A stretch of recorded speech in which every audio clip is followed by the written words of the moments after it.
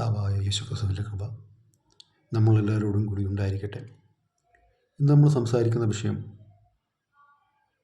യേശു ശിഷ്യന്മാരെ അയച്ച ഭാഗമാണ്. വിശുദ്ധ ലൂക്കായുടെ സുവിശേഷത്തിലാണ് അത് രേഖപ്പെടുത്തിയിരിക്കുന്നത്.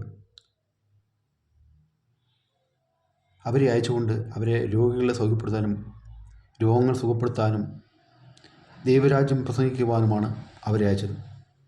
അപ്പോൾ യാത്രയ്ക്ക് വടിയോ മടിശീലയോ പണമോ ചെരുപ്പോ ഒന്നും കരുതരുത്, വടിയോ ഒന്നും കരുതെന്ന് കൃത്യമായി സുവിശേഷം രേഖപ്പെടുത്തിയിട്ടുണ്ട്. നമ്മൾ വിചാരിക്കേണ്ട കാര്യം, ഇത് ചർച്ച ചെയ്യേണ്ട വിഷയം, നമ്മൾ യേശുവിൻ്റെ സുവിശേഷം പ്രസംഗിക്കുന്നതിന്, ദൈവരാജ്യം പ്രസംഗിക്കുന്നതിന്, രോഗികളെ സുഖപ്പെടുത്തുന്നതിന് പോകുമ്പോൾ നമ്മുടെ കയ്യിൽ പണമോ മടിശീലയോ വടിയോ ഒന്നും കരുതേണ്ട ആവശ്യമില്ല. നമ്മുടെ കയ്യിൽ എന്ന് മടിശീലയിൽ പണം വരുന്നോ അന്ന് ക്രിസ്തുവിൽ നിന്ന് അകലെയാണ് നമ്മൾ ചെയ്യുന്നത്. ഇതിന് സുവിശേഷത്തിൽ പ്രത്യേകമായിട്ട് കാണാൻ പറ്റും. 12 ശിഷ്യന്മാരെയാണ് അയച്ചത്. അന്ന് ആ ശിഷ്യഗണത്തിൽ യൂദാസും ഉണ്ടായിരുന്നു.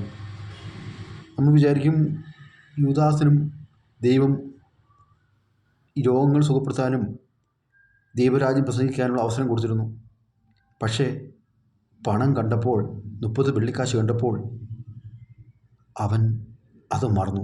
ഇന്നും നമുക്ക് സംഭവിക്കുന്ന വിഷയം, നമ്മുടെ സുവിശേഷ പ്രഘോഷണത്തിൽ വരുന്ന അപചയം എന്ന് പറയുന്നത്, നമ്മൾ സാമ്പത്തികമായിട്ട് നമ്മുടെ കയ്യിലേക്ക് വരുമ്പോൾ, പണമായിട്ടോ സ്വത്തായിട്ടോ മറ്റുള്ള സ്ഥാനമാനങ്ങളോ നമ്മുടെ ഇടയിലേക്ക് വരുമ്പോൾ നമ്മൾ ദൈവത്തിൽ നിന്ന് അകലുകയാണ്.